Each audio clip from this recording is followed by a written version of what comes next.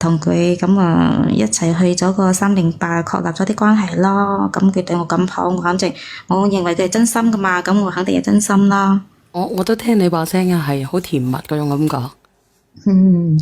係啊，後面我哋去咗308嗰度，你知唔知啊？去嗰度咧好高檔、好高級嘅地方嚟噶，幾百蚊一間嗰啲高檔酒店嚟噶。我聽到我都想溫啊，係咯。係啊。你講嘢都發瘟咁喎，你繼續講。哎呀，咁佢對我好，我肯定係咪梗甜啲啊？係嘛對佢，咁佢對我好，我對佢好。你講。係啊，咁後面咧又喺5月20號嗰日啊，咁嗰啲都係嗰個日子啦，係咪？咁佢咧特登啊買咗戒指同埋一扎花向我求婚嘅，咁我肯定應承啦，係咪？咁大個夾硬我肯定應承噶啦，咁加埋咧後面咧佢話5月底嘅時候咧，佢就話佢媽咪會喺老家嗰度過嚟同我媽咪一齊食飯。咁我見佢咁有誠氣，因為對我咁好，誠意又有係咪？咁我就覺得好好啊。咁我話一齊喺個酒店食飯。咁我同我媽咪啊，仲邀請咗佢去我哋屋企傾偈啊，去玩噶。唉，你知唔知啊？但係咧，有啲係想唔到，你知唔知啊？我跟咗個男仔返咗佢老家去，小袁姐姐啊，我話出嚟你都唔敢相信啦！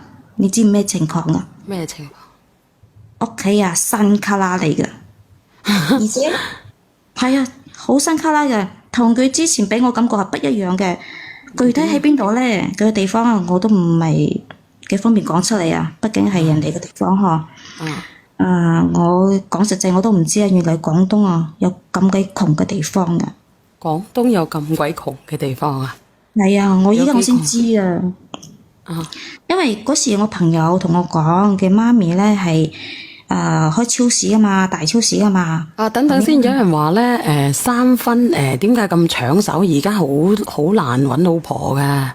你繼續講啊！咁抵死嘅嗰啲人又話羅定，又話梅州，又話陽山，嗰啲人咧咁樣嘅喎。又話韶關上邊，你都未去過，你又話人哋呢啲地方唔乜嘢啦咁嘅喎。直播間嗰啲人啊，台山好差嘅咩？懷澤又話俾佢猜中咗，你唔好講出嚟啊！你死火，我話俾你知。我唔敢，所以我唔講啊！我話唔方便講人哋啲地方啊。反正以前咧，即係講實際我冇眼識人啦。係啊，我後面嗰度嗌佢，我問佢，我話你媽媽超市喺邊度啊？點解你知唔知佢帶咗我去邊度啊？帶咗我去嗰條村以前辦公嘅地方喎。村府啊？以前嗰個辦公嗰啲地方真係好差啲啊！咁其實咧，佢媽就係開咗個爛鬼士多啫㗎。爛鬼小士多啊！咁佢話俾你知佢開大超市，其實喺佢哋條村咧都係大超市嚟㗎啦，你知唔知啊？嗰條村你都唔知啊，幾影都冇幾隻。但係你鬼影都未幾隻，咁佢屋企咪大超市嚟咯？係咯。士多話大超市，咁所以咁佢嗰時對我咁好咁大方，我以為係嗰啲大超市啊嘛，點解知係嗰啲事咁個樣嘅？咁你呃咗咯？咁佢係咪呃咗我先？係咪啊？咁你直播間嘅朋友仔呢個姐姐仔就覺得佢呃咗佢，咁你有冇問清楚人哋呢？喺人哋嘅心目中，人哋咁樣都係算係超市嘅咯喎，姐姐。你哋個村嗰度係咪叫超市？你快啲講出嚟吓！一般超市咪話鋪仔嘅咩？超市。咁佢哋都係超市，即係超市嘅啫吓。喺我哋條村嗰度都有個超市仔嘅啫。咁樣啊？因為我所知道村裏面都係啲小鋪仔嚟啫噶喎，邊有超市？一般超市喺大鎮上同埋社區先話超市啊嘛。咁人哋去到嗰度，咁人哋係咪個名叫超市啊？反正我覺得係呃咗我。咁佢呃咗你，然之後咧？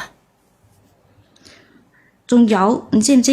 唔單止呢個啊，佢就話佢買咗屋噶，買咗好大個屋噶。但係呢個屋咧係識我之前喺銀行貸款買嘅。咁如果我同佢喺埋一齊嘅話，咁我結婚之後係咪每個月就要還嗰房貸啊？阿小圓姐姐，咁問題係你都知道人哋咁都叫買屋啊？咁人哋係真係有屋噶喎。喂，咁我同結婚，我冇可能話結咗婚之後我要孭債噶喎。咁你唔問清楚人哋，你咁容易你就同人哋喺埋一齊嘅？